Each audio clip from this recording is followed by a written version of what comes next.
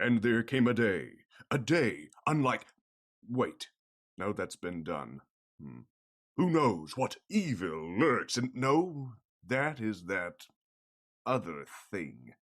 What has yellow skin and rights? Ah, forget it. You're listening to Panelology. Excelsi, oh damn it.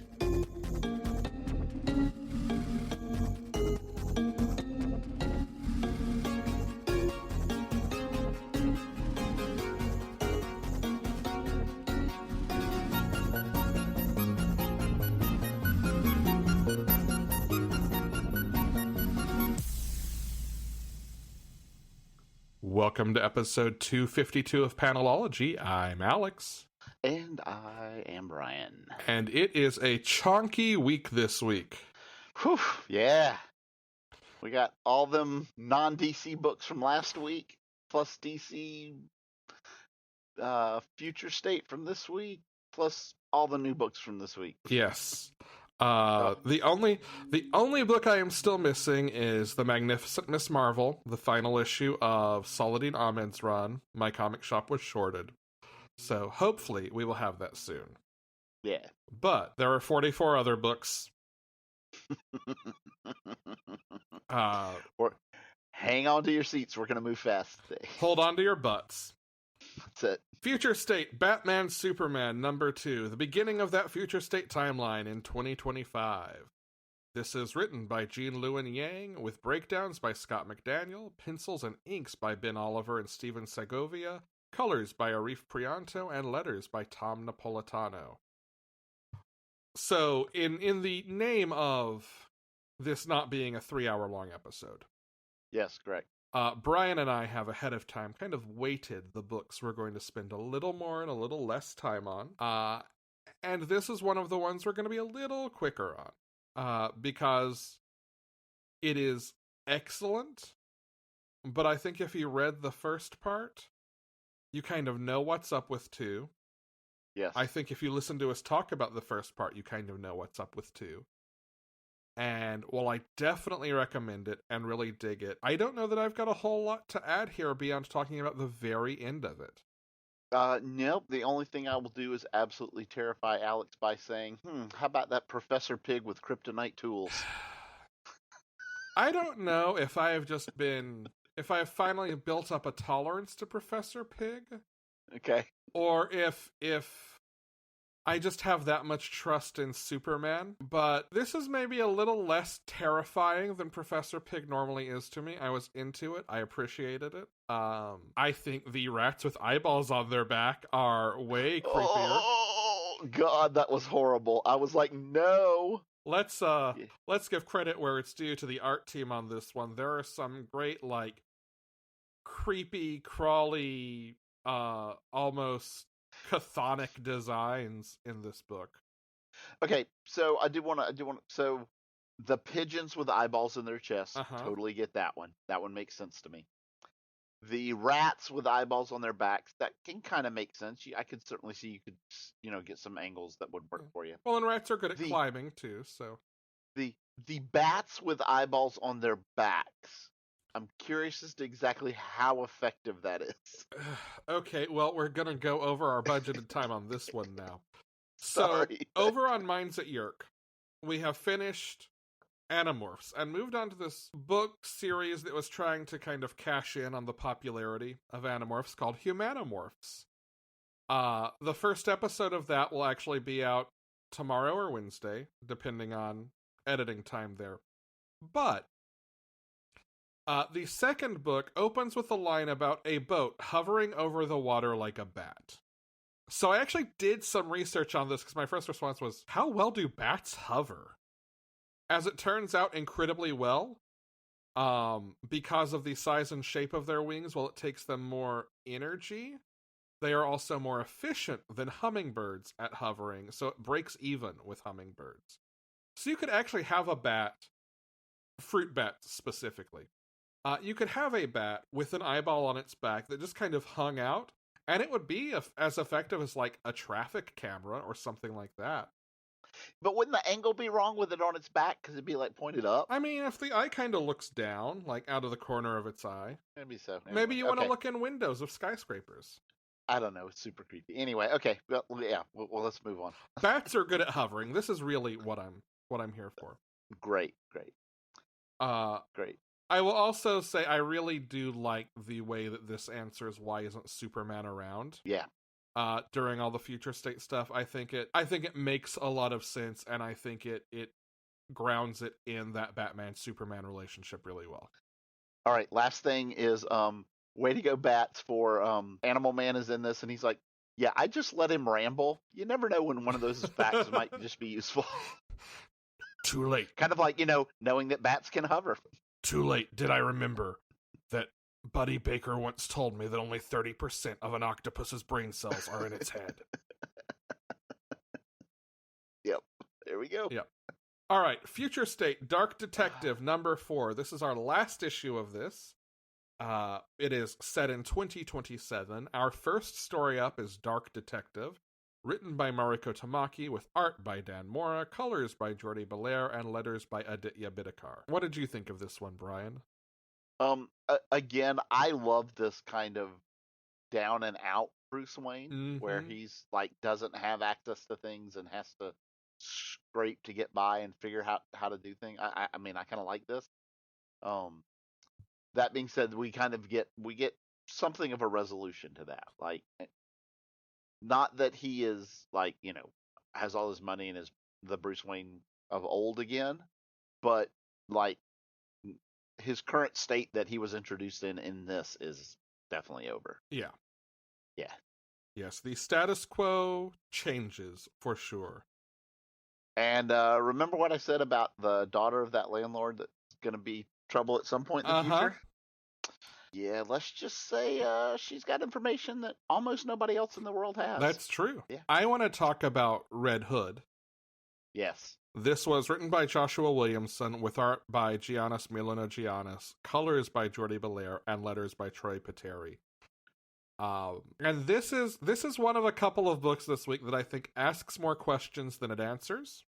Mm-hmm. And that makes sense to me because Red Hood is one of the storylines we know we're actually sticking with in this timeline. Yeah. Once we're back to normal, quote unquote, next week. All that, and you get one of the biggest DC mastermind criminals in all of comics. Yeah. White Rabbit. That's true. Hey, I am all for giving White Rabbit some context to exist that's not, oh, hey, we're going to let, was it Tony Daniels who drew that run? I think so. Draw a very busty rabbit lady in a corset and thong. Yeah. Because we want to sell a new line. Yeah, she's wearing this big, furry, puffy jacket that, like, yeah, I'm like, great, I'll go for it. Yeah, like I am here. Like, we want to turn her into some sort of underworld fence mobster. Yeah, character. I mean, clearly she's kind of taking a Black Cat style. Like, yeah. And I think here's the other thing about it that works for me. The mob stuff in Batman books usually works the least for me. Yes. But I think if you find the overlap in that Venn diagram between mob and supervillains, or at least costumed villains, right, then you're going to hook me back in again. Like, I want the ridiculous. Batman punching dudes in suits, while sometimes satisfying, gets old. Right, I'm with you. Anyway. Yeah, this is dealing with Jason having had the magistrate put a bounty on his own head. And machinations and double crosses between the magistrate and the White Rabbit. But it sets up a couple of things that will definitely pay off going forward. One, there is somebody in the shadows who we do not see literally giving Jason his toys. And do you have any ideas of who that might be?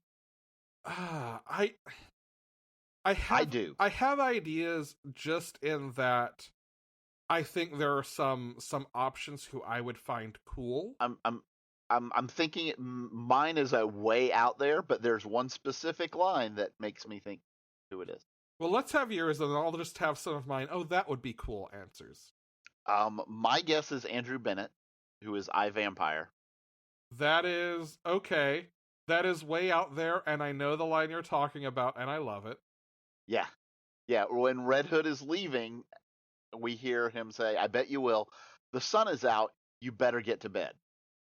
And I would love to have like a Red Hood deals with occult stuff angle. I'd actually really love that. That's better than any of my answers. Okay. I basically had okay, what if Bruce is alive but out of the game but still like helping out the old family members? Mm-hmm. Or one of the foxes, like maybe Jace has Loki teamed up with Jason. Oh, okay. Yours is better. Or Alex, the other is, I'm kind of right in that it is indeed a vampire, and there is somebody that we don't know has been vampirized in the time. I mean, I just love that. A la Jubilee. I just love that as a power move. Yeah, we're gonna spend 2 months in the future and off page have a vampire, but not tell you while we're actually in future state. I like that'd be a real power move, wouldn't it? It's such a like weird Silver Age comic twist that Yeah. I'm down for that. Absolutely. Okay, let's find out. I can't wait. Me neither. Future State Aquaman #2. Set in 2030, written by Brandon Thomas, with art by Danielle Sampere, colors by Adriano Lucas, and letters by Clayton Cowles. I want to say, bright book. I was going to say the first and most important thing to say about this book is it is absolutely gorgeous. Yeah, it is. I think I have retweeted so many pages from this book in the last week that it's probably the whole preview at this point. To me, a lot of it is the movement that's in it. Yeah, there's so much motion, and it's not just like the human characters move because you're underwater. There's like a sense of current and flow and other creatures moving around. Yep. Also, just kind of the way light reflects and refracts through the water. And like I said, the colors in this are stunning. Yeah. We basically get Andy's side of the story. Mm-hmm. Kind of backing up, seeing how she survived to this point. And sort of her being chased by this kind of sentient colony of like quicksilver fish that can change, and she just unintentionally like commands one to replace her leg. I was going to say, so am I the only one who thinks that her leg is going to be a side character in her future stories? You know, I don't know what to make of this, because that's kind of the one thread that this leaves open is she promises she will return this fish, and I want to believe her, but we also never see it. Correct. And maybe the point is just, well, yes, of course she's going to. She has given her word, and she will. But I don't know. We never really got in Justice League an acknowledgement of this piece. Nope. So I don't know how that's going to pay off. I'm curious to see, though.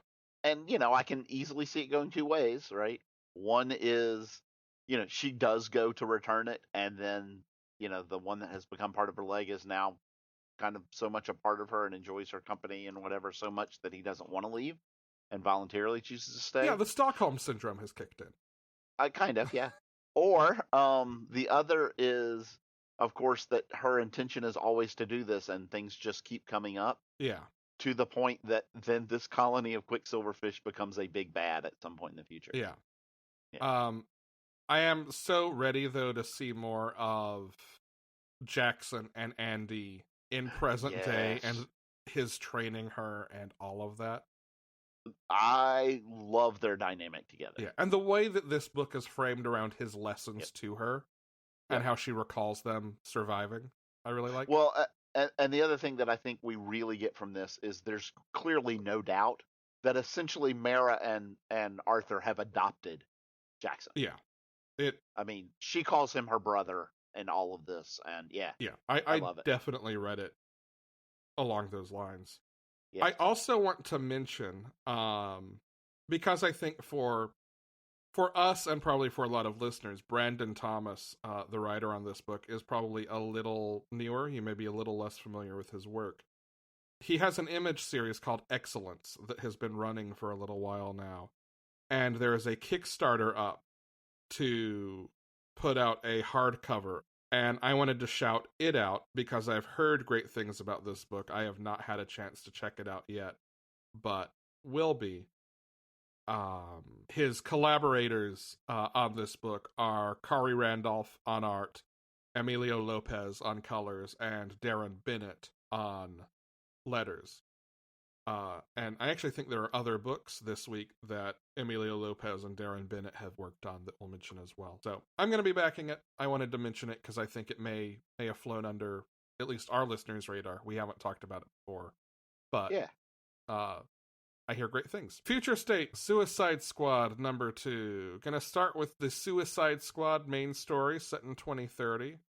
This is written by Robbie Thompson with art by Javier Fernandez, colors by Alex Sinclair, and letters by Wes Abbott. I love the way that Earth 3 Amanda Waller plays into this story. Yeah. I also love the way that Peacemaker, who is not a character I know at all. Okay. I love the way that he very much is playing his own kind of Amanda Waller role and acknowledges, yeah, she'll use her team the same way I would use mine, so we're fucked. Yeah, pretty much. Yes. The main reason I want to talk about this, though, is I think both stories in this book are going to be major seeds for what happens in regular continuity when we return to it. For one, I mean, Robbie Thompson is still going to be writing Suicide Squad, but there is a conversation between Peacemaker and Connor late in this issue that basically acknowledges a set of promises they have made to each other. And we don't really learn what that promise was. Nope. Knowing that Connor's recruitment is a part of the earlier arc of Suicide Squad in Infinite Frontier, there's really no question to me that this will kind of come full circle, that this is sort of a closed loop of its own. Yes. Yeah, there's a lot of closed loops in these. Yeah. Well, I think this week maybe more even than some other weeks. We've definitely mentioned a couple of books where we feel like, okay, this will definitely tie in a specific way. I think very specifically the biggest one was clearly Miracle Man, but yeah. Yeah. Justice League Dark, though, was, I think, another big one. Yeah, that's fair. But now, and Midnighter, yep. But now Suicide Squad and Black Adam both, I think. Narratively, if not in terms of, like, some of the time travel stuff that applies to the other books, narratively, they do form, I think, a really tight closed loop. Speaking of Black Adam, oh boy, in the far, far future, written by Jeremy Adams with pencils by Fernando Pasarin, inks by Eau Claire Albert, colors by Jeremy Cox, and letters by Wes Abbott. We had both assumed that Hippolyta and Black Adam would be on the Justice League roster because of their involvement in Endless Winter. And while I think that definitely will feed their storylines, something tells me that there's more to it, this story, than just that. Yeah. Can I tell you what I'm most sad about the fact that we are leaving this futuristic conduct story? Is it... Yes, you can tell me. Gold Beetle. Oh, well, Gold Beetle's gonna be back. Gold Beetle's gonna be around in continuity. Well, to be fair, she is the queen of the quantum realm, wave rider, warrior, tiara. Look, we don't have time for all of that. Hey, you know how she feels when she can't do the whole list. I love that line. I mean, look, I am Gold Beetle, wizard of the realm of Ephesius, master of light and shadow, manipulator of magical delights. There it is. I love it. Devourer of chaos, champion of the great halls of Tarakas. The elves, the dwarves, northwest, etc. Yes, etc., etc. Yeah, I absolutely love that character. She is 100% like an amalgamation of Booster and Blue Beetle. And also, like, to the extent that she is in a ship that looks like Ted Kord's Blue Beetle, but is in gold. fact gold and has skeets built into it. Yeah. She's flying around in skeets. Oh, I like everything about that character. Has to come back. That character is amazing. Brian, I want you to imagine the future where it is safe to have conventions again. Gold Beetle cosplayers. Oh my god. It's going to be such a good costume. No joke. Oh my word. Yeah. Absolutely. Black Adam and friends find where magic has gone and try to stage their last stand against the unkindness, and all they can manage is to call a mulligan, let's say. Yeah. Also, I love just randomly Resurrection Man is in a book. Okay. Did you notice? Yeah, Resurrection Man. I did too. The first scene that we get when they were like the last bastion of magic. A couple of the characters that were in there, we clearly have a much older, like late 60s, 70s Amethyst. Yeah. Right. But my favorite has to be Etrigan the Demon in the Detective Chimp outfit with the hat and the cape. Yep. Like, come on. I still just...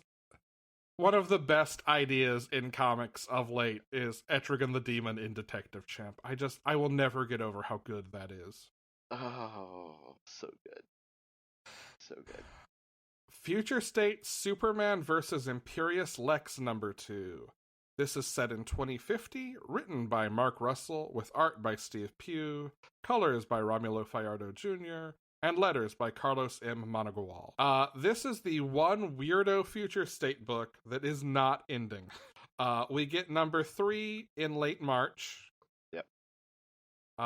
This issue focuses on Lois Lane basically getting the tour of and evaluating Lexor for candidacy for membership in the United Planets. Mm-hmm. I love Mark Russell's Lex Luthor. He's just so... It's a really clever, I think, balance between the kind of traditional Lex Luthor is actually smart and is actually clever and actually knows what he's doing, with a very 2020s demagogue, has drunk his own Kool-Aid and is less effective for it. Mm-hmm. Sort of just, he's full of bullshit. He outsmarts himself. Yes. And I like that balance a lot. I think it's one of those things that I think you can never explain it as well as it reads on the page. Mm-hmm. But it works so well, and it's Mark Russell at his most Mark Russell, right? Like, it is. It's this Lex Luthor would be right at home in the Flintstones. Sure. You know what else this book has, Alec? Brian's quote of the week. Quote. So, Lois and Superman arrive at Lexor, and basically Superman's like, I can't let you go down alone. It's Lex Luthor. Da, da, da. And she's like, did you forget there's a red sun here? Like, you know, in no time I would be needing to rescue you. And he's like, okay, well then be careful. Yeah, you too. And if you get into trouble, call me. Even under a red sun, I've always got at least 3 good minutes in me. I can confirm that. It's been a while since I've tried to called shot your quote of the week. Yep. But I took exactly one screen cap this week. There it is. And that's it. Called shot. Snarky. Lois has lost none of her snark. Yeah. I love it. Moving a little further into the future, in the year 3000, Superman House of L one-shot, written by Philip Kennedy Johnson, with art by Scott Godolowski, colors by Gabe Eltabe, and letters by Troy Pateri. This is an anomaly in Future State, right? This is a one-shot. Yeah. And this is also, I think, in a lot of ways serving to be a capstone on all of the Superman books. Definitely. And I think it works for the most part as that. And I think it definitely works as setting stakes for what Johnson will be doing in Superman and Action Comics going forward. Like, this very much shows here is a potential end-game future for Superman, and raises some questions on how did we get here about certain things. Not the least of which, and I don't want to tip the hand on the reveal in this, but it seems very clear that Cersei will at some point play a role in Superman or Action Comics going forward. Morgan Le Fay, I mean Cersei. Yeah. There's a very Arthurian legend take on this. I mean, this is very mythological. Yes. Oh, like, yeah. Even down to there are descendants of Superman who don't believe that Kal-El actually existed, that he's just a story who's evolved over time. Yep. But also we see the Red King again, or another Red King. Well, yeah, I was going to say this was one of those subversions of, because when they said, "Oh, they're being led by the King in Red, the Red King," I was like, "Oh, well, we know who that is." Yeah, he's got parademons and everything. It's like, yeah, of course. Right, yeah. Parademons literally with the Orion, like, symbol, like, static thing going on them. Yeah. The thing that this makes me most excited about is, and I say this, it's also true of Worlds of War. It's true of the Philip Kennedy Johnson Future State stuff specifically. The ways that it seems like he's promising Superman will be borrowing cosmic elements from other corners of the DC universe. Yes. This war with the Red Lanterns, and I think we've talked enough about how it seems like the Green Lantern status quo will be changing drastically. Yeah. But this war with, or at least the King in Red, maybe not the Red Lanterns. We saw Mongol with a Yellow Lantern emblem, this idea of Cersei being in play. All of these parts and pieces are, I think, things you would normally consider Justice League problems, if not their individual characters. But making them part of a long arc of Superman future history is really interesting to me. Well, and there's a couple other things. Like one of the kind of factions, or one of the groups that's helping to fight and defend the House of El, right, are the warriors from Warworld. Also, like the monarchy of Tamaran, right? Tamaran, which I got questions about that. Theander? Yep. Uh-huh. But it makes sense if you think about Bendis' Superman run, because Tamaran is one of Superman's biggest allies in the United Planets. Yep, absolutely. So, like, it's also borrowing on established pieces. Well, and this is the one thing that I'm having, I don't want to say trouble, but I like, makes me realize that I don't know that all of these futures, because like these are some of the furthest out, right? Right. That they can't be reconciled kind of with each other. Is this and Legion of Superheroes, which we'll talk about in a minute. Yeah. Kind of happens at about the same time. And they don't seem like they're in the same universe. You know, I can almost buy. I think you're right. Yeah. I have an easier time reconciling that than I do some other things. Because this also takes place entirely on Earth's moon, which incidentally makes this the far future of that colony in Superwoman, in Kara Zor-El, right? Yeah. Yeah, what do they call it? The Fortress of Sanctuary. Yes. Right, which, didn't she call it Sanctuary? She did, and they even acknowledge, like, there's like a passing reference that is thematically tied to her books. I know exactly what it is. It's when Theander's talking about, did Kal-El really exist, or was he just stories? One of the stories that her dad used to tell her was of Kara and the Space Dragon. That's right. Yeah. I was like, okay, that's very cool. Yeah. So because this is such a specific, like, tight location, I could believe that, okay, all the other stuff is going on too, and, you know, as there is economic collapse because of what Element Lad may have done, there's also war across the galaxy, and these are just two halves. They could be different. I could buy it either way. Yeah. I think things that are a little harder to reconcile, there was something last week. An issue where, and this could just also be like a goof editing or with continuity or something. There's a scene where you see like a full spread of the Legion and Supergirl is there. Oh, right, yeah. And okay, yes, time travel. It could be like the past of the Kara Zor-El who we saw in Superwoman. But it could also be just another timeline where she's still alive and still in the future. Like, I do think there are enough question marks that these could be separate timelines, and there could be multiple timelines here. And I know this is something we've gone around on, right? For 2 months now.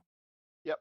At the end of the day, the realistic answer is some of these things that are teased will happen in continuity, and some won't happen in continuity. And at the end of the day, what ends up being the things that are real will be the things that stick in the storytelling. And I know that's a meta answer, but that's how stuff like this always works. It's got to live and breathe.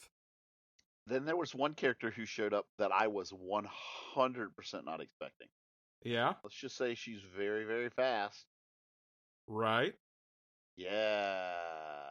One of a character that you and I talked about how much we like this take on this character now. And I was not expecting her to show back up, but there she is. Yeah. It's all connected, Brian. It's all connected. I really enjoyed this, though. This was a good capstone. It was different enough, but like brought a lot of pieces together. Like I think it did exactly what it needed to do. Yeah. Yep. We have mentioned Legion of Superheroes #2 already. It is written by Brian Michael Bendis with art by Riley Rossmo, colors by Ivan Placencia, and letters by Dave Sharp. This is picking up the pieces that we saw in #1 and solving the problem it raised, moving past it. We talked when issue 1 came out that like there was a whole lot of pieces just kind of thrown on the board. Yeah. And like you really didn't know what was going on or how, like what, huh? Well, and I wanna say something about that because if you haven't been reading Legion of Superheroes or Superman or Action Comics, you may not be aware of the fact that Bendis has been doing Marvel-style recap pages in his books. Yep. Which is a bit of an anomaly for contemporary DC. I normally will like the Superman ones look at the things on Clark's desk just because I love the way those are set up. Yes. The Legion ones tend to be a talking head telling their character backstory and then catching you up on plot. And it's, I don't know, 20 text balloons on a page. Right. They're fine. They're effective for what they do. But if I'm being honest, I normally skip those. Just like I normally skip recap pages in Marvel books. Mm-hmm. I read this one, and I am so glad I did, because this actually explains what happened in its recap. It does. And I had, I think, a way better grasp of what was happening in this issue as I read it. Yeah. Than I would have if I had not read that. I think I'd have been very lost. Yeah, but essentially that one kind of throws all the pieces on the board, asks a whole lot of questions, and that's it. It just stops right there. Yeah. This one then takes all of those pieces and puts them into a picture and answers the questions and like gives you everything you need. Like, okay, if you read both of these together, it's probably much, much better. Yes. I really like the way Saturn Girl takes focus in this. Yes. Bendis has played coy about when Legion of Superheroes comes back, whether it will be before or after this in its timeline. Mm-hmm. And I'd actually really be okay with either. If you had asked me after #1, I would have said, I'd like to go back to where we were. But I actually think there are some really interesting things that could come of this, and I don't think it's mutually exclusive with still pursuing the open threads from the Legion of Superheroes run so far.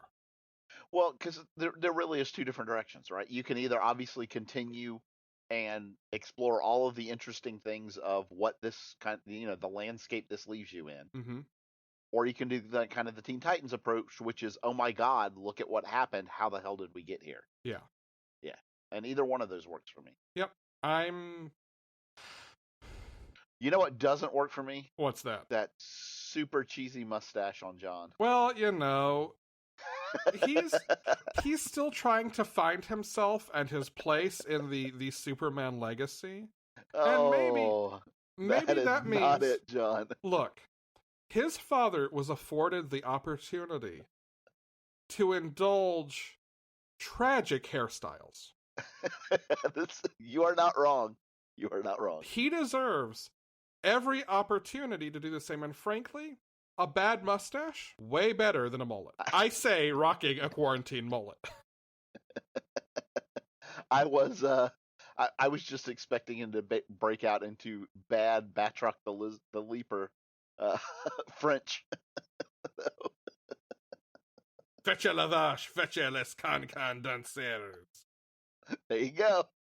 I meant Monty Python, but I feel like Monty Python yes. and Batroc the Leaper are the same thing. Pretty much. There's another timeline, in fact, in which John Cleese played Batroc the Leaper on something. Oh, let's move along, sir. Okay. Let's move along. Well, I want to mention one more DC book this week. This is tangentially related to Future State. We got the first digital chapter of The Next Batman's Second Son. This was written by John Ridley, with pencils by Tony Akins, breakdowns by Ryan Benjamin, inks by Mark Morales, colors by Rex Locus, and letters by Darren Bennett. This is set much closer to or in current day timeline. And the only reason I think for that ambiguity is we haven't seen, I think, Tim's return, and he's still going by Tim in this issue. I don't recall, have we seen Tim's return in Batman yet? I don't think so. This is set immediately prior to it. So it's either the very near past future, or we'll see him very soon in Batman. He is right now in, I believe, Vietnam, working as a contract killer, trying to take down an American businessman who has moved to Vietnam and become sort of a local philanthropist, but is using that to cover human trafficking, or at least alleged human trafficking. He there's a point where he is confronted by Tim, and he tells Tim, oh no, look, you don't even know what you're about to die for. I pity you. So, like, maybe Tim's intel is bad, maybe Tim's in over his head. But we get, I think, a really good look at, one, where he is before he comes back to Gotham, and how he already has some of the skills to take on a more Batman-esque role, and how he might move from where he is here to where we see him in, actually, Batman Black and White. I'm gonna mention The Cavalry, which is the first story in Batman Black and White #3. This is written by John Ridley, with art by Olivier Coipel and letters by Darren Bennett. This is set in the Future State timeline, and is the first time we see Jace really leaning into the no guns rule, which I mentioned because clearly there is something that will push him from working as a contract killer to, or at least a mercenary, to playing by the same rules as Batman. So we definitely see him at two different ends of the spectrum in this. I also want to mention the Cavalry because it introduces his sidekick. I'm not going to say anything else about who it is, but I love the dynamic and the relationship between them. I was not expecting them to show up at all, for him even to have a sidekick. But it's very, very good. Actually, I have a thought, but I'm not going to say it. But yeah, definitely check this one out. It will be getting physical releases starting in April, so if you'd rather pick up a physical copy, we may double back then. I don't know. I'm going to keep reading it digitally. Brian, tell me about, from Aftershock, Nuclear Family #1. So this is a brand new book by Stephanie Phillips. You guys know that I love Stephanie. Tony Chastain is doing the art. J.D. Mettler is colors, and Troy Pateri is doing the letters for this. This is, as you 100% can expect, it's an issue 1, so it's a setup. And this is really just, the whole thing is just an introduction to essentially the one or two people who are going to be our main characters in this. He is a used car salesman, and we spend the first 5 or 6 pages with him, and who is obviously a friend of his, a coworker, learning and meeting them. And then he goes home, and we meet the other members of his family. He has a, teenage daughter who is, a very, very typical teenage. But yeah, this is set in the 50s, so that you know. or maybe early 60s, but I'm guessing late 50s. And he has a wall of like amateur ham radios in his basement, and the whole thing. And at the end of this, essentially, the bombs start going off. And he runs down to the basement with his family, and we see a bomb headed directly for their house, and then it cuts, and he goes up and walks out of the house into a empty landscape where their house is fine, their yard. It is literally a smoking rubble wasteland everywhere else. Huh. And soldiers come up in gas masks and call him a commie, and that's where we cut. So a whole lot of, oh shit, what the hell's going on now? Right?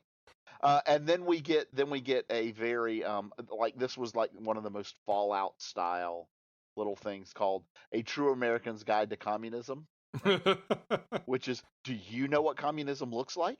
How about what communism sounds like or smells like? Like a very horrible, right, over the top propaganda. Yeah. So when I was in high school, which was 2001 through 2005, one day I was in the library and stumbled across this tiny book. I mean, it was, I don't know, 4x6 maybe. Old, like, worn blue canvas cover. And you could just barely make out the embossing, where there had, I'm sure, been like silver or something embossed letters on the side. You could just make out the impression of the embossing. This book that was still in this library, entitled Communism and Your Child. I'm sure that's on the bookshelf of a whole lot of people at this point. I'm sure. I regret never checking it out to just, like, see how ridiculous it was. Yeah. But very true to Stephanie Phillips, real, very, very good story setup. I can't wait for more of this. Awesome. It's gonna be good. Yeah. I want to talk briefly about the Department of Truth #6.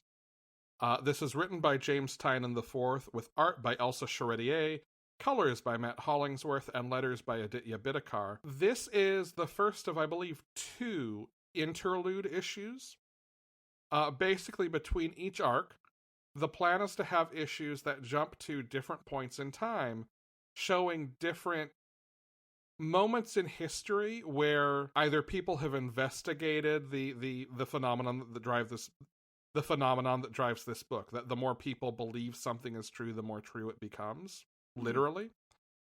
This jumps to the turn of the millennium into the thousands, and is about a priest who breaks down on his cart breaks down on the road, and he wanders into the home of this alleged witch, who it turns out may be the descendant of the last Roman emperor, and who holds that the Holy Roman Empire and the Catholic Church have conspired to add 300 years to the calendar to make themselves seem more established. So it's getting into this historical conspiracy, and it is framed by Lee Oswald, being brought into the Department of Truth's library for the first time and doing his first research in his training, and that's him reading this story and discovering maybe the origins of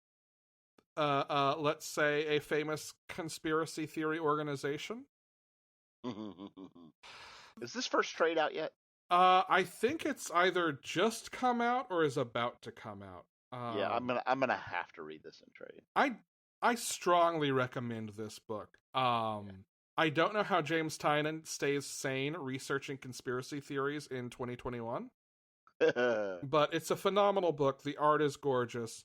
Elsa Charretier is a guest artist on this issue. These interludes will all have guest artists. And if you know me, you know that I love Elsa Charretier's art. So this is an amazing issue in an amazing series, and I think really uses this premise of filling in history very, very effectively. And now for something completely different. Stray Dogs #1. This is different. Wow.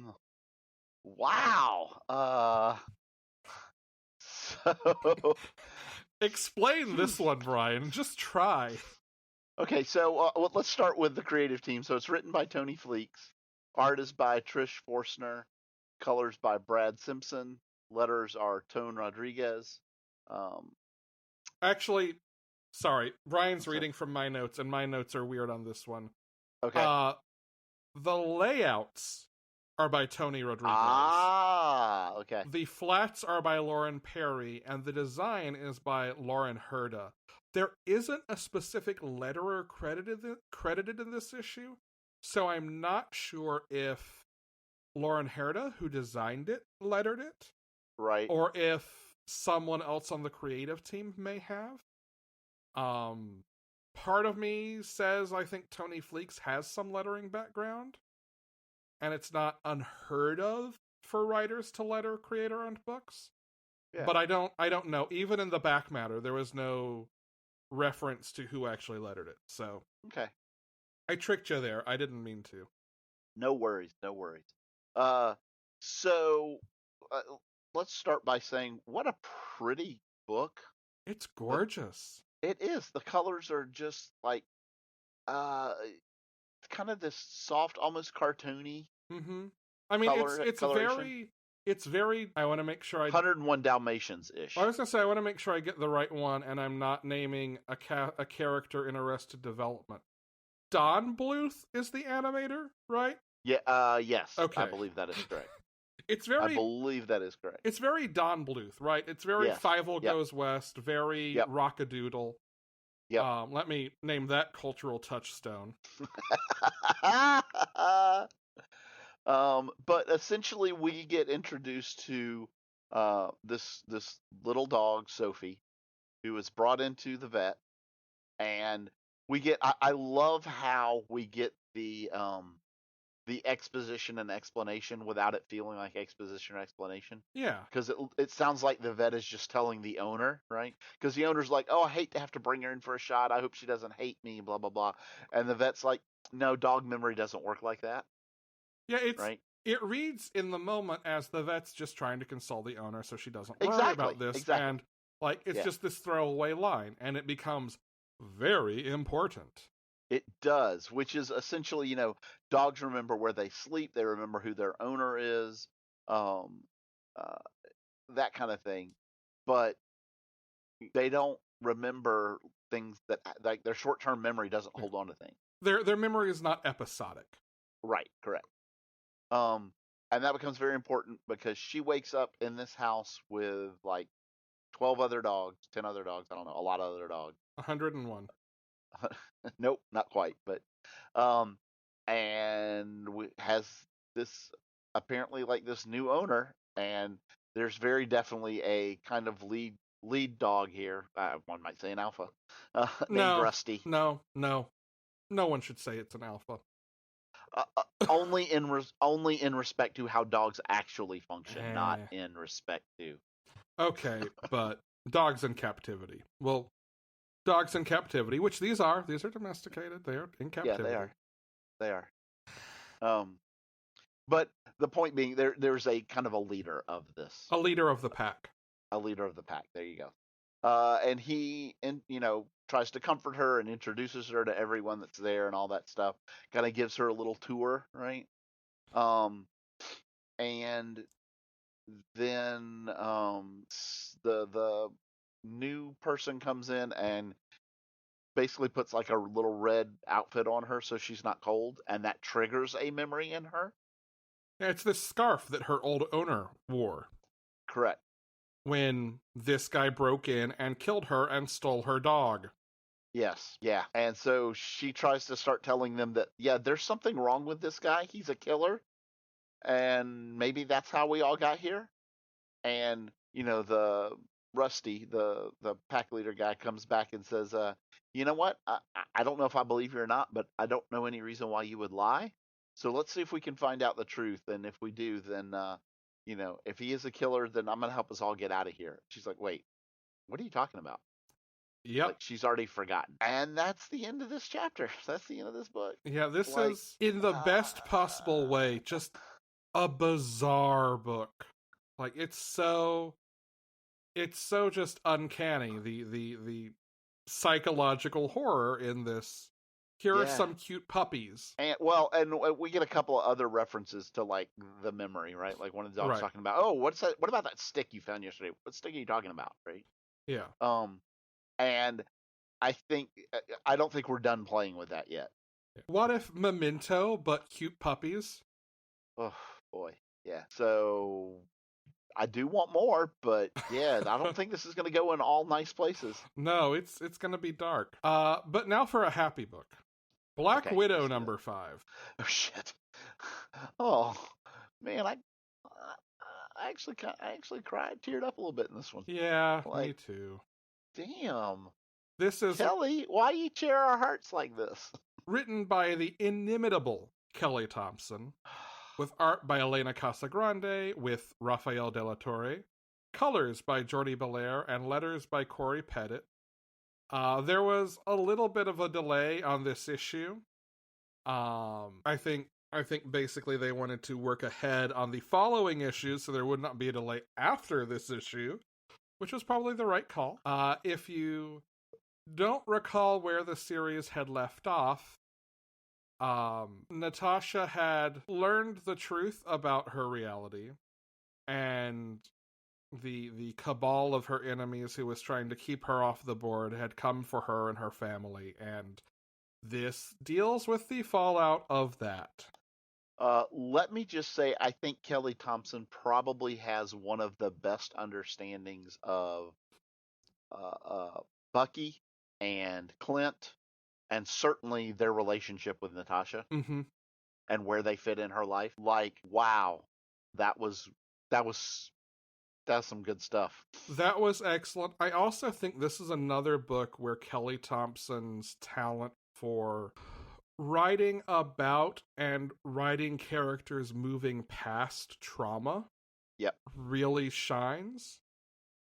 We've seen her before in Captain Marvel, in Rogue and Gambit, or Mr. and Mrs. X, write about long-standing character trauma. This does something a little different where, Black Widow is, I think, one of those characters, which we see in a lot of female characters in comics, who has had just a lot of narrative trauma pushed on her to give either guys something to do, or just because it was for a very long time acceptable just to torture women in comics.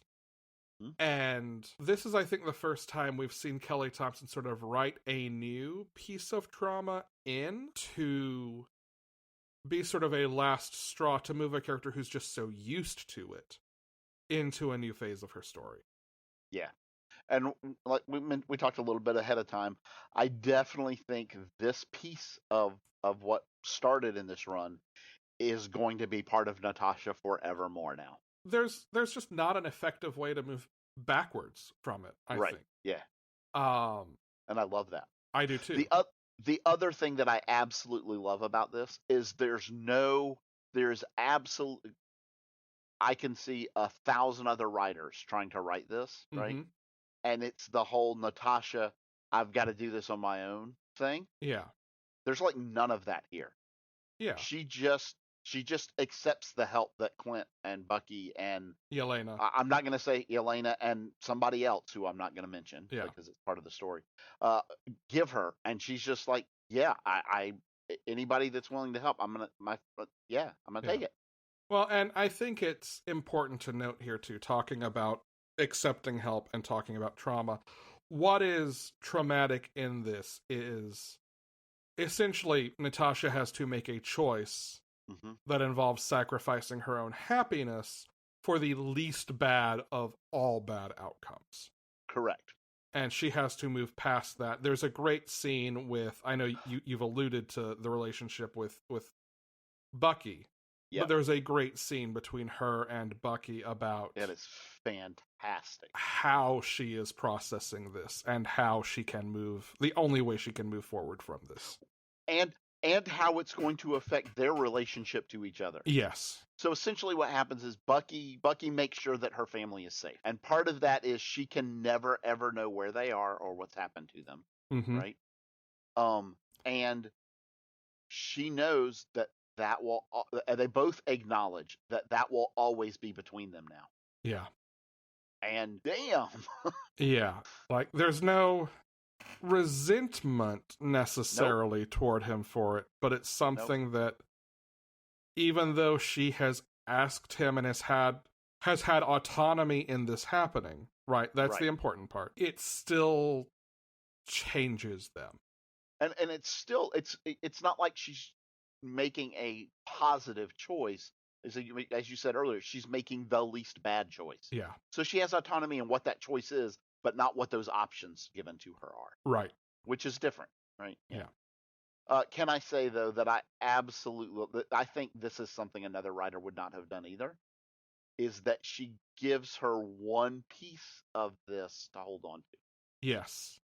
Yes, I think that moment is so important. And, like, as a reader, is really important payoff. Like, this is, I think, one of the things that Kelly Thompson is very smart about. The sort of dramaturgy of the way she builds stories. She recognizes, okay, all of this does what the story needs to do for Natasha to move forward. But now I need a moment where the audience can breathe for a moment. And that's what this piece, I think, does technically, right? It gives the audience a moment to say, okay, aw, kitty cat. Okay, at least she can take something with her. Yeah. Kelly Thompson's just one of the best. Also, it's a gorgeous, gorgeous, gorgeous book. Yeah. You're rereading it again and getting sad again. I can see it on your face. I was looking for, and I love, when I talked about, how she knows, I think, these characters really well, there's a thing that Clint is put out by the fact that all of the characters that were in her life had, there was James, there was Steve, even the cat was named Logan, right? Mm-hmm.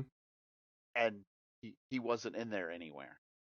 Yeah. And she's like, you realize the people that took me named them, not me. Oh, like that's such a Clint thing. Yeah, right? It's perfect. Yeah. But then now she understands that would be upsetting to him. Yeah. Right. Yeah. Anyway, I just love her understanding of these characters. Also in classic Clint fashion, it's just the dumb, out-of-touch guy thing to say, like, yeah, you've just gone through this traumatic thing, but let me tell you how I'm upset by it. Yeah, yeah. That's super Clint, isn't it? King in Black. I'm gonna push through these quickly, but there are things I want to mention in each of them. Okay. First up is King in Black number 4. This is written by Donny Cates. Pencils are by Ryan Stegman. Inks by J.P. Meyer. Colors by Frank Martin, and letters by Clayton Cowles. If you have been waiting for the reveal of who the God of Light is, or what it is, this is the issue where you get your first taste. And let's just say that there is a tie to some powers that are cosmic. Oh boy. But not in the way you're probably thinking. King in Black, Planet of the Symbiotes number 2. Both of the stories in this are lettered by Corey Pettit and colored by Rochelle Rosenberg. The first one up is an American kaiju story written by Mark Bernardin with art by Kyle Hotz. Are you familiar with American kaiju, Brian? I don't think I am. This is a character from, I think, U.S. Avengers and maybe one other book. There's a little bit in the back matter about where he came from. This is an American soldier who's gone through a super soldier program, and when he's activated, he turns into a giant reptile monster. Who's, as a monster, all of his speech is, U.S.A. And each of those growls are respectively lettered in red, white, and blue. And this is about his sort of being weaponized to fight back against the King in Black, but weighing all the collateral damage and who's the real monster here. Is it the government for deploying him? Is it him for wanting this power in the first place? Is it all the King in Black's fault? It's sort of like the ethics of military response to tragedy. The other story here is written by Jeffrey Thorne with art by Jan Basildua. It is a Hobie Brown story. When King in Black kicks off, Hobie Brown is in the middle of dinner promising his girlfriend he will never suit up again because she's worried about his safety. He doesn't put on the Prowler costume again, I'll say that. I also love just the general, this is Spider-Man's fault somehow. I've got to get across town to my lab and then to Spider-Man.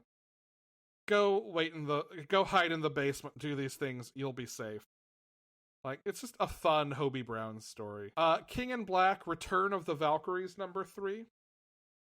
This is written by Jason Aaron and Torrin Grunbeck, with art by Nina Vacueva, colors by Tamara Bonvillain, and letters by Joe Sabino. We basically have 3 groups of Valkyries at this point, each sort of on individual missions.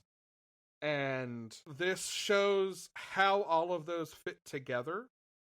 Overall, their goal is to separate the power that Null's sword, the Necrosword, draws from this celestial floating in the space between life and death that is the body that belongs to the head that is nowhere. And all of them grappling with, like, dying or having been dead or having lost their powers. There are a lot of moving parts here, and it's all balanced really, really well. The last one is Miles Morales Spider-Man number 23, written by Saladin Ahmed, with art by Carmen Carnero, colors by David Curiel, and letters by Corey Pettit. I adore this issue. I think it is one of those issues that if you don't take your time, you could just, like, speed through, and you'd really be missing out. This starts off with Miles, as King in Black is going down, seeing another symbiote dragon. And if you read Venom, the very first arc was Miles and Venom teaming up to fight one of these dragons. Miles's Venom blasts will separate symbiotes from their hosts. So the first thing he does is, like, free this dragon, and then hop on its back for a ride across town because Miss Marvel is calling for help. And then he has to deal with like, weighing how hard he can blast Miss Marvel to separate her from Null without hurting her, but wanting to free her and her wanting to be freed. It's so carefully paced and structured that it does a whole lot with actually, I think, a really deceptively simple looking script. M.O.D.O.K Head Games number 3.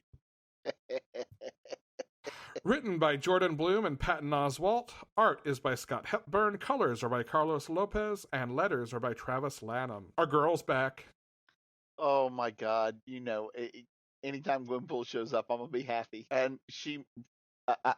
I love how free writers feel to use her in literally however the hell they want. Yeah, my favorite moment of just Gwenpool using her powers here, right, is her holding up editorial notes as, like, cue card signs or whatever to try to prove her point to the mutant character she is arguing with. Yeah, pretty much. There's also part of the book where she tells you to cut out some pages. Yeah. And, you know, you should buy 5 to 12 copies because, you know, you don't want a copy that's screwed up, but you need to do this. Yeah. I literally love, there's, like, you know, she does her crawl out of the pages thing, right? Mm-hmm. And literally talks about how, you know, how other writers have actually taken a character that was supposed to be a throwaway and actually given her a story and made her something more. Mm-hmm. So why can't that happen to M.O.D.O.K? Like, she realized, oh shit, this is M.O.D.O.K's book, not mine. I love that moment. It's like, oh fuck, I need to be helping him, otherwise I'm the villain again. Which is like, yes, that is her nightmare, right? She doesn't want to be the villain. Correct. So so she comes out and, like, marks up the comic and helps him find the house he's been remembering. Can I say the art desk that she goes to make the changes, though? The 3 post-it notes that are there, which is sleep is for the weak, draw more better, and editors are people too, which are, you know, from the editor. Yeah. Like, so good. M.O.D.O.K bestows upon Gwenpool an honor he has never given anybody. Okay. It's just a moment I love. Yeah, I know. He just I think everything. Oh, we absolutely though super quick should mention the what do they call them, MODOKs? Yes. All Which these are animals that have wandered into a MODOK lab and been converted. yeah, the toucan M.O.D.O.K is truly horrifying. No more horrifying than the one that's 3 ants fused together. Yeah, okay, that's fair. Yeah, you're not wrong there. Anyway, MODOK finds some family in this too, just not the family he expected. Oh boy, yeah. Krakoa time! All right, let's do it. Cable number 8, written by Jerry Duggan, with art and colors by Phil Noto, letters by Joe Sabino, and design by Tom Muller. I was reading this and I was like, if Cable's gonna fight Strife, they just need to introduce younger Strife. And then they do that a dozen times over. It's like they took your idea and like just multiplied it by 12, right? Yeah. There's a moment where Strife runs behind a door and it seals with a biometric lock. And Cable's like, fuck, wait a minute. And then just peers into it. Yeah. It's like, same DNA. I'm a clone. They're clones. Okay, I got this. I know who you are, clone. Well, after you just opened that lock, I'd actually be really disappointed if you didn't. And like he keeps calling for Domino to help, and she's just eating. And she walks in, she sees everything. She's like, "Oh, hang on, I'm clocking in." Drops the food.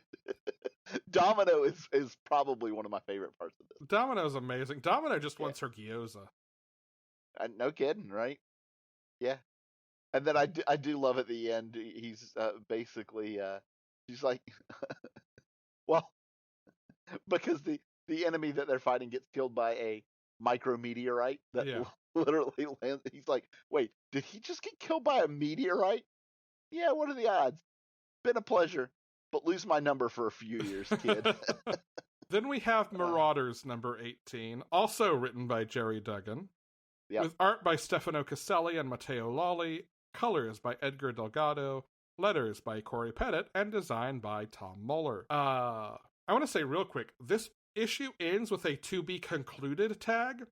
It definitely isn't. There's an issue 20, so 19's not the end. It must be this arc. That's what I'm thinking. Yeah, I'm thinking it must be this Madripoor arc. Yeah. This is basically the Marauders' efforts to buy out and endear themselves to Lowtown. Mm-hmm. It starts with their opening the Moira McTaggart Hospital. And they invite Charles and Magneto, and I really cannot tell if the two of them are pissed off or pleased or both by this. I think absolutely both. 100% both. Now, can I also say that Callista is like the absolute best for realizing who she can bring in? Yes. To this hospital. So she brings Mask, right? Who literally this character has never been used as anything but kind of nightmare fuel. Yeah. Right? And she brings him in, and like the people are like, "What are you doing here?" And he's like, he's like, "Oh, what am I doing here? What am I doing here?" Right? And she's like, "Well, yeah, this is the renowned plastic surgeon, Dr. Mask. Doctor, do you want to take a look at this baby?"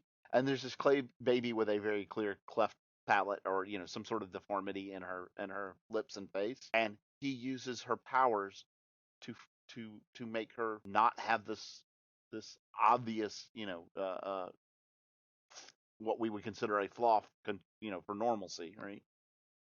And like the mother is ecstatic, like, yeah, he can use his powers for good, like restorative surgery, right, after Rex or whatever. Like, I was like, how brilliant. Yeah, and Verendi hates this. Of course. So while some of the other Marauders buy a bar, Verendi conspires to basically ruin their reputation. We learn that there is a new batch of Reavers. Mm-hmm. Comprised of soldiers, mercenaries, whatever, who because of the kill no human rule have been left alive but mutilated. and have volunteered to become Reavers for the Verendi to exact their revenge. So like you get some, I think, really important consequence in this issue. Yes. Actually, a lot of the 5 issues we talk about today, right, are doing work to introduce, I think, some new ideas or new versions of ideas that feel like they'll be playing out across the line for a while. Yeah. Like you can see slowly, and I like how they're not trying to. Very easily, you could have seen this, right, where they would take like one period of story arcs, like 1 6-month period of story, right, in all the books, and set everything up to get to a point where the world is kind of against Krakoa, right? But instead, what they're doing is literally, how long has this been going on now? 1.5 years, right? And like you can see the pieces falling in like one at a time, very slowly over time. Well, and I think right now we're in a phase where we're going to see a lot of those pieces shifting, leading up to a specific moment. Do you know what that moment is? I do not. The Hellfire Gala.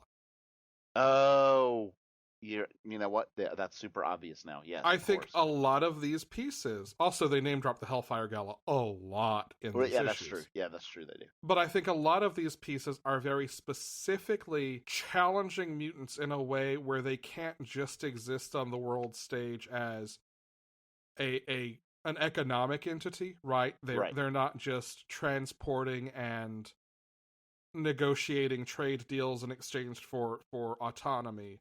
Right. They're going to have to become a global superpower. Yep. To deal openly with some of these issues. Well, and we see it happening in a different side of that in Wolverine as well, which we'll talk about in a minute. Yeah. Moving on to New Mutants. This is written by Vita Ayala. Art and colors are by Rod Reese.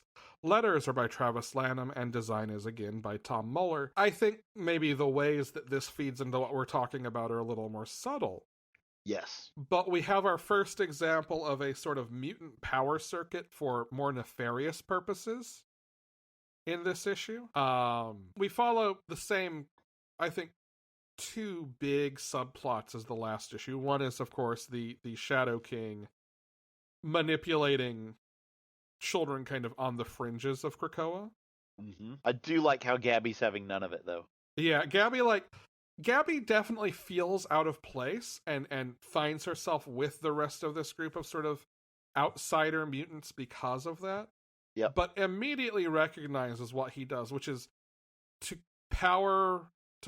combine his powers with No Girl's and body swap a bunch of mutants. Right. And it nearly kills most of them. She calls him out on this. His response is, well, look, you've already healed up. What are you worried about? She's like, no, this is wrong. Not having it. But that idea of something so invasive, so far we've only seen these power circuits for ostensibly good purposes, right? Or at least for the good of Krakoa. Right. This is chaotic evil, right? Oh, yeah. But at the same time, it's so weird. Like, when he did this, though, there were certain characters and certain people I thought that if this was done with consent and in the right way, this could be really, really cathartic and helpful. I mean, we see 2 examples here, No Girl and Cosmar both. Yeah. And that's the thing, right? Like, we've seen the whole body swap, like mass body swap as social upheaval plot in Wonder Twins. Sure. And like there's definitely the argument that there is good that can come of it. But it's also, if you've got notoriously evil rogue Shadow King out on the fringes, and I'm still not wholly sure how aware Krakoa is that he's like there hanging out in caves. Yeah, I'm not sure. I don't know either. Like, he's definitely operating on the margins here. Yeah. Like, the idea of that much power unchecked feels like the sort of to kind of come back around to that point about moving pieces. If there's going to be one thing that feels like here is a global catastrophe caused by Krakoa, Yeah. well, that is a big potential candidate right there. Yeah. Agreed. And it may play very differently from that, but it's still like just a terrifying thing to have on the board now. Then we move on to Wolverine number 10. Written by Benjamin Percy, art is by Adam Kubert, colors are by Frank Martin, letters are by Corey Pettit, and design is by, you guessed it, Tom Muller. We see explicitly here Wolverine and Maverick. Yep. Versus shadowy elements of the U.S. government and the head of the X-Desk. Yes. Who to this point has kind of been a friendly, right? Yeah, like we saw her meet with Storm on the subway, right? Yep, yeah. But and this is what I was talking about, kind of the other side of that, right? Which is if they're gonna play in the big game of world politics, right? One of that is kind of the underbelly, and so like there's a letter that you can read that's part of the one of the data Jonathan pages. Hickman style data pages, right? That is essentially her saying, yeah, they know it was us, but they're not going to raise a stink about it either. Yeah. Like, because it's just as much not to their advantage to call this out as it is to ours, right? Well, and this is the other big reason why I think we're going to see Krakoa has to evolve to active superpower, because if their only recourse is to sneak in the shadows, they will always be at a disadvantage. Yep. Because they won't be able to play the same overt game to mask what they do in the shadows. Right. They won't be able to tell the narrative, right? Right. Yeah. And do you have anything else on Wolverine? Not specifically. Other than that, I mean, the story with him and Maverick is pretty straightforward. Yeah. Yeah. And that leaves us with X-Men number 18. Written by Jonathan Hickman, art by Mahmoud Asrar, colors by Sunny Go, letters by Clayton Cowles, and, say it with me, designed by Tom Muller. This is one where, I mean, the story that's told in here was fine and all that. I mentioned, we talked about it before, I feel like something's happening here that I'm not fully grasping the import of. Well, I think that's by design. I think it is too. So, a little bit of context here. This is following the group of characters who went into the vault back in, was that issue 6, maybe? Oh, God, a while ago, yeah. A good long while ago. We have not heard anything else about them or the vault. That team is, of course, Wolverine, Laura Kinney, the good one, the best one, the only one, some might say. Darwin, who rapidly evolves to meet needs of his surroundings. Mm-hmm. And Sync. Think Mutant Sentinel, right? Yeah. And Sync, who copies other power sets. So basically he's there for redundancy. If you need a little extra firepower, he copies Wolverine. You need a little extra survival, he copies Darwin. Sure. They've gone into the vault, which is a vault door in do we know where exactly that is? I mean, it looks like Amazon rainforest. Yeah, just South America, the vault. Yeah, I don't know if we know exactly where it's at. The first line of this book. From this point forward, you cannot depend on time to function in any manner resembling normal. Right. It waxes and wanes like temporal tides. This is, however, the past. Day 1. And I think that's important because, okay, it tells us that at the moment when they're entering the vault, who knows how the rest of this issue actually plays. Right. Certainly relative to real-world time, but even in terms of its own internal time within the vault. The vault reminds me a lot of The World, the Phantom X. Yes, oh, very much so. Reality bubble. Right. The one that AIM, like, with the lab in it and all that. Yeah.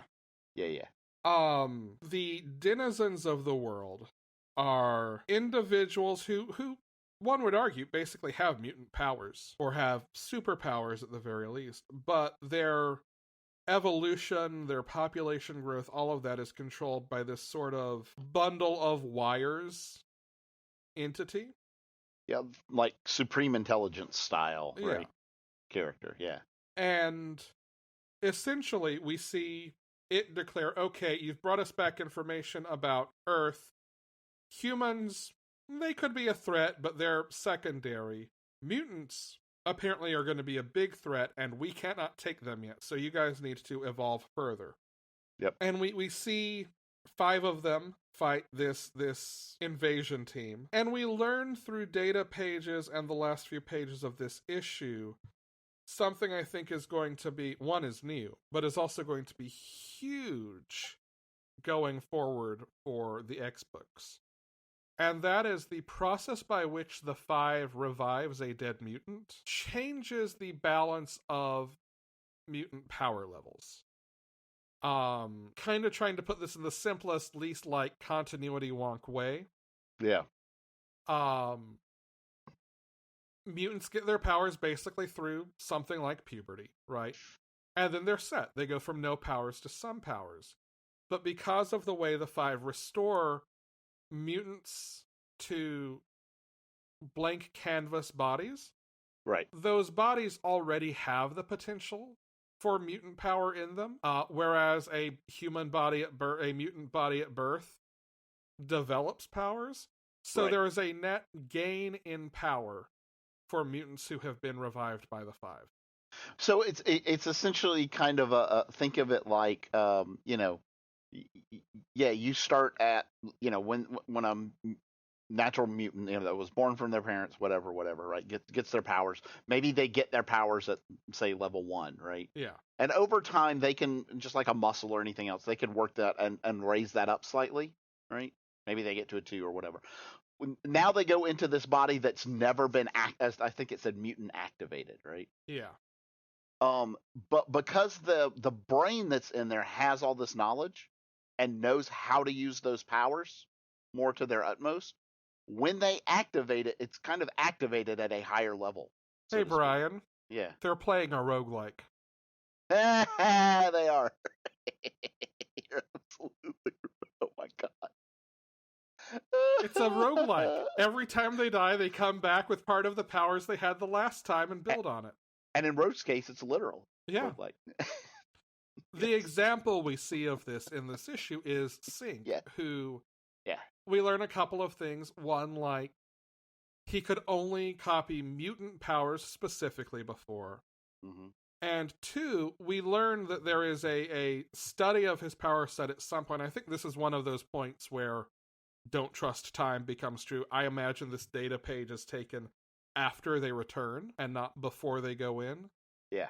Where basically, now the way his powers work, as far as they know, is there is a part of him that is always reaching out, looking for a power source to connect to and copy, without his meaning to. That it's less work for him and also more potent. Yep.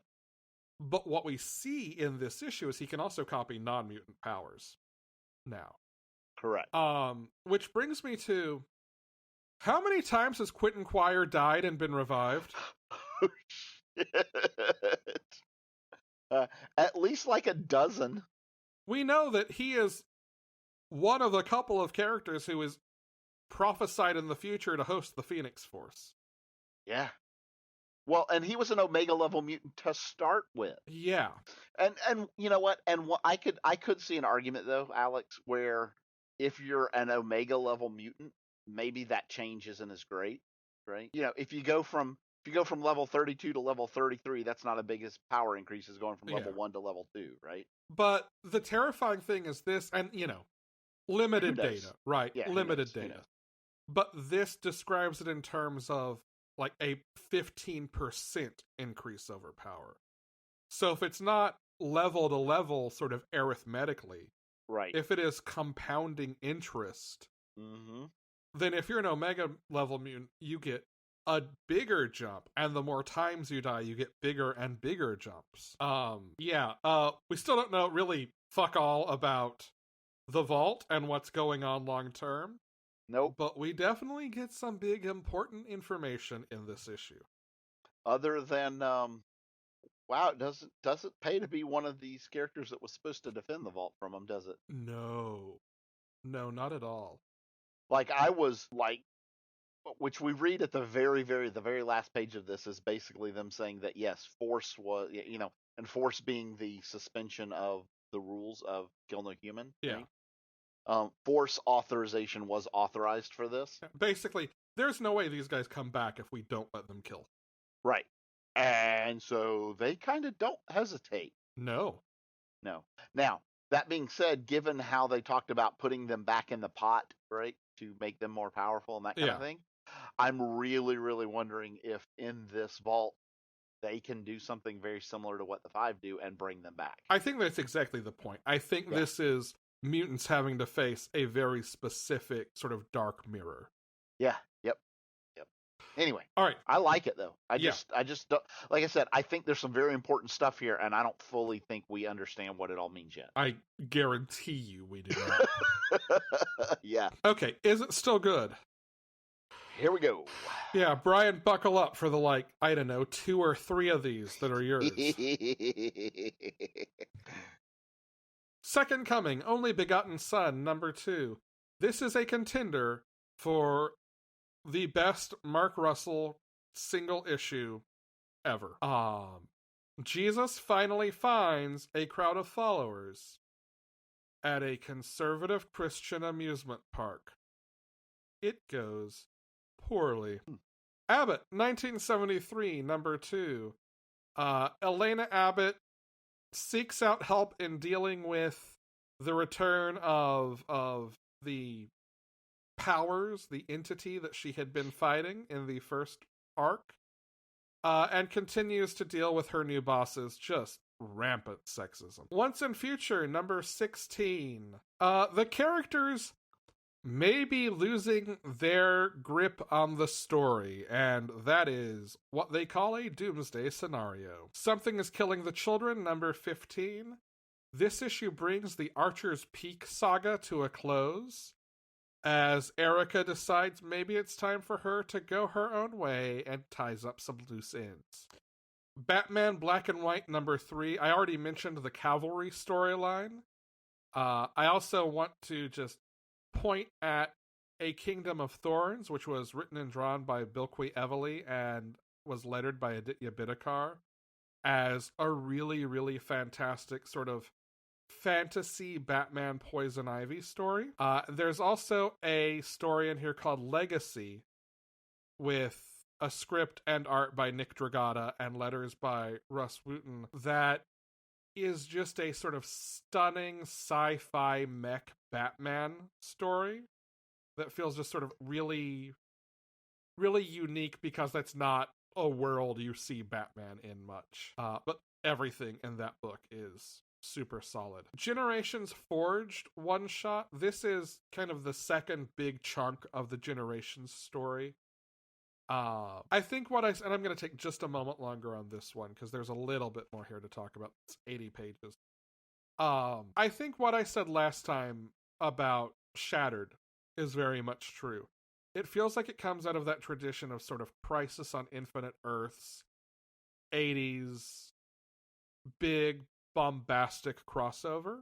It does end with a new idea for how continuity works in this world. I think there's some interpretation that's still very open as to whether or not it's talking about Earth Zero or another Earth. I fall on this is probably another Earth that this is going to ultimately be true of. Sensational Wonder Woman, chapters 7 and 8, Brian. Veronica Cale asks Wonder Woman, "Do you want to build a blue snowman?"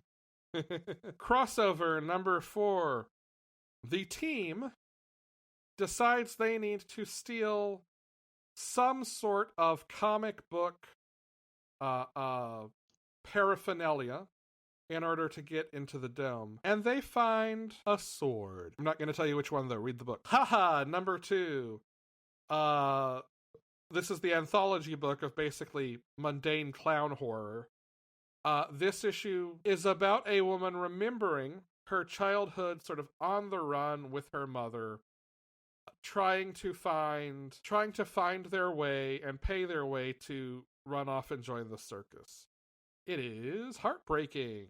Ice Cream Man number 23. This issue is about a late night show host who is maimed by one of the animal handler's animals, and in sort of prose magazine article format tells the stories of all the people closest to him dealing with it. It's a very cool issue, but very, very weird, which is, I mean, an Ice Cream Man issue that's weird. Who'd have thought? Oh, who would have thought? Yeah. Nailbiter Returns, number 10. The fight between Warren and the figure in red, Penny, comes to its conclusion as Warren discovers a piece of his past that he's not aware of. This is the last issue for now, but they have already said the series will be coming back sometime in the future to investigate that last page reveal. Okay. Stillwater number 6 follows around for the last 20 years the town's sort of muscle enforcer character as he has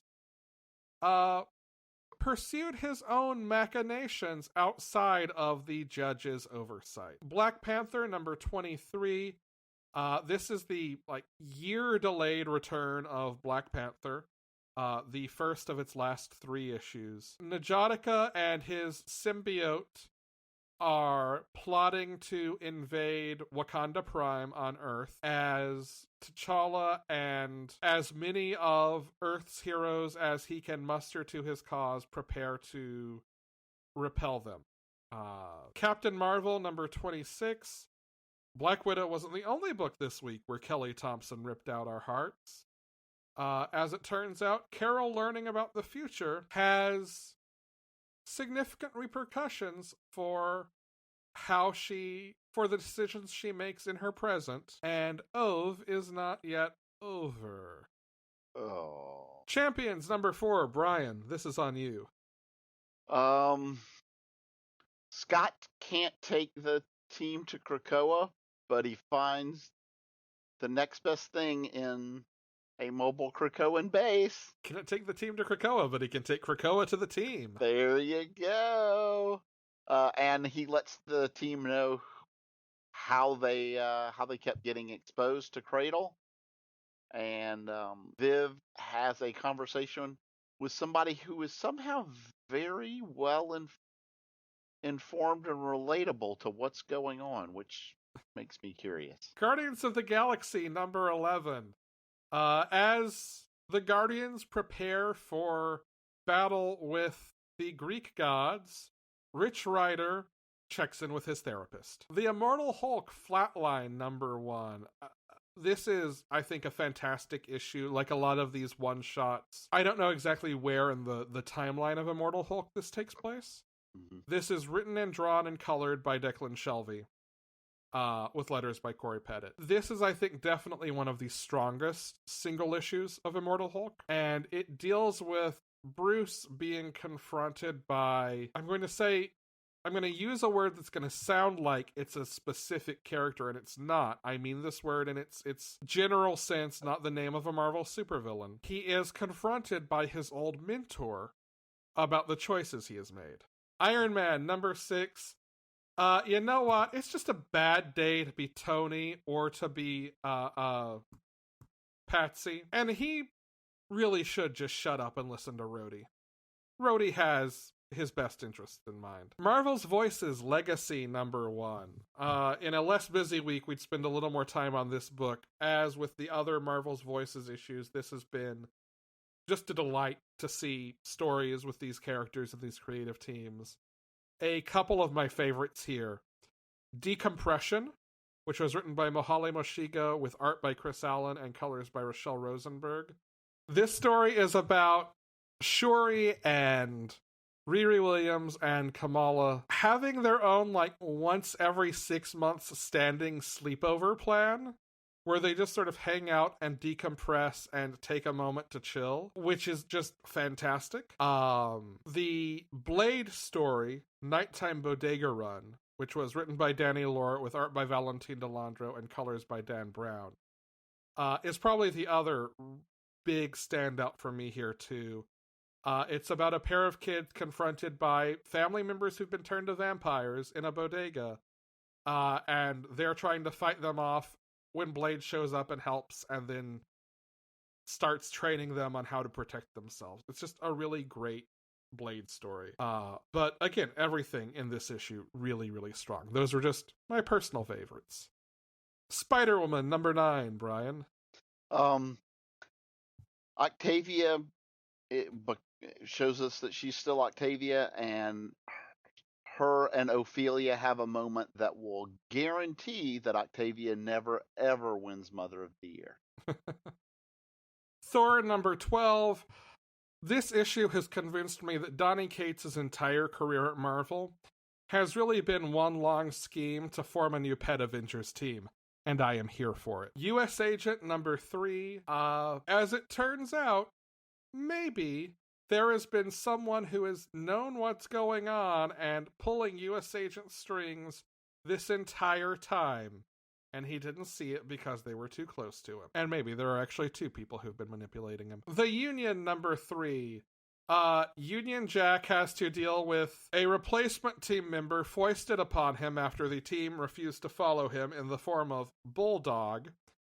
And perhaps their government bureaucratic handler brings more power to the table than one would expect. Last one, The Picture of Everything Else number 2. I love this book. I hate that we can't talk at greater length about it. Definitely check it out. It is gorgeous.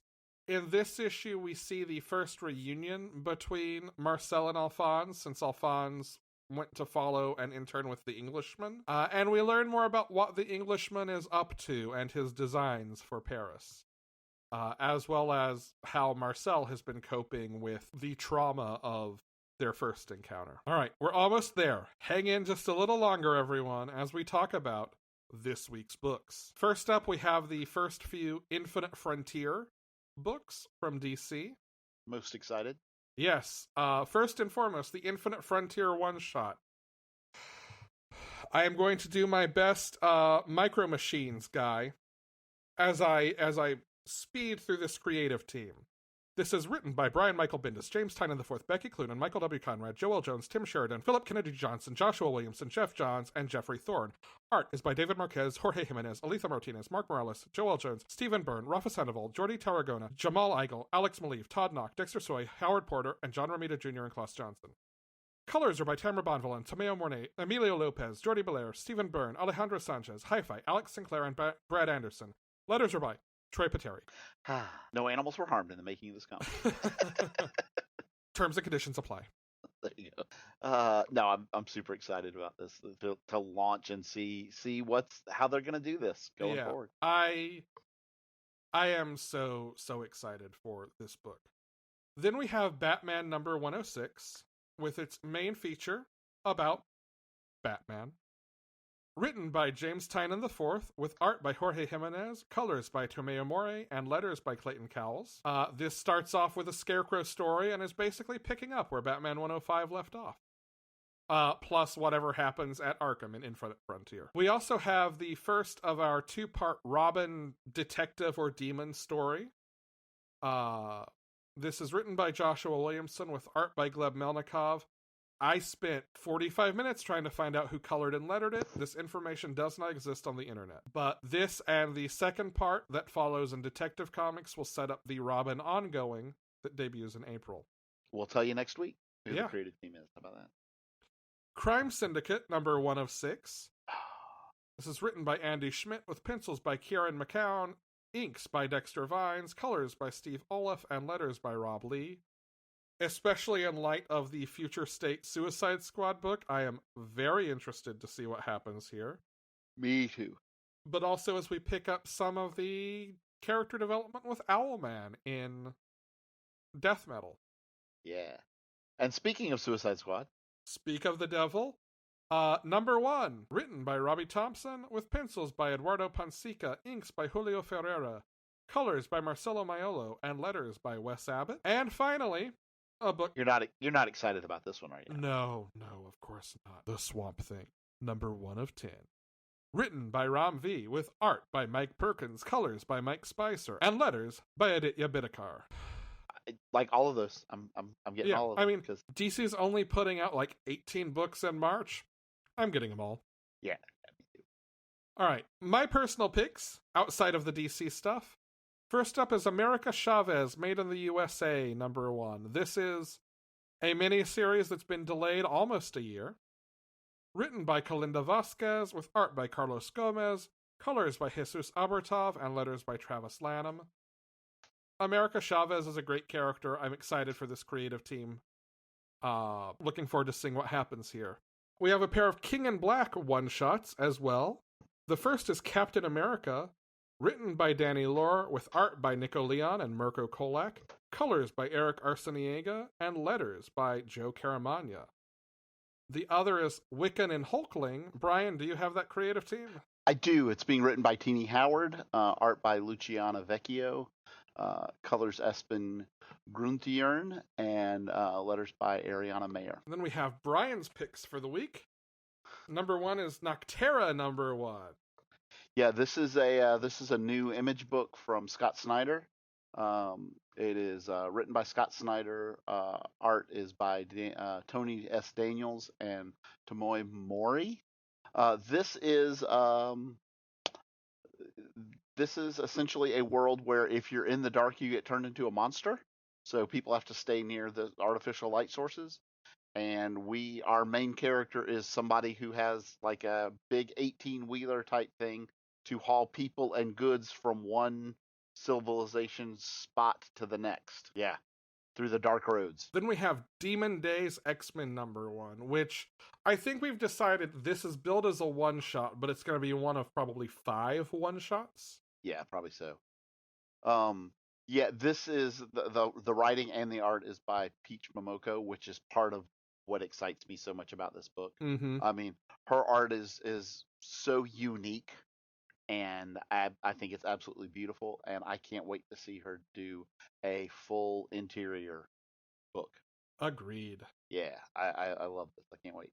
I've actually seen some preview pages for it. It is gorgeous. Yeah. All right, that will do it for us for the... Nope. Brian I was going to say real quick. I just want to point out on previews this week they've added it is listed as book 1 of 5. Okay, cool. There you go. Cool. All right, we have made it to the end of a jam-packed episode. We would like to thank Chase Parker for our intro voiceover. Panelology is a proud member of the Certain POV network. If you're looking for other cool podcasts about popular culture, go to certainpov.com. This week I'm going to mention one of our other comic book counterparts on the network, Comics Quest, hosted by J.D. Martin. It takes looks at individual storylines in each episode, kind of like our comic publishing hiatus episodes did, but it does that for every episode. And I'll be guesting on a couple of episodes of it soon. Very good. You can also visit us at panelologypodcast.com, support us on Patreon at patreon.com/panelology, get merch at bit.ly/panelologymerch, capital P, capital M, or send us your questions, comments, or whatever at bit.ly/panelology mailbag, capital P, capital M. I did not check it for this week because it was already going to be a long episode, so if you sent one this week, we will get back to you. Yes. I'm Alex. And I am Brian. Go read comics.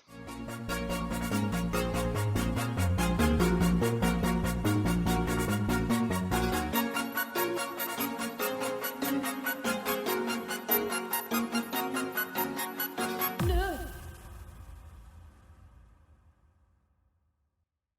CPOV. CertainPOV.com.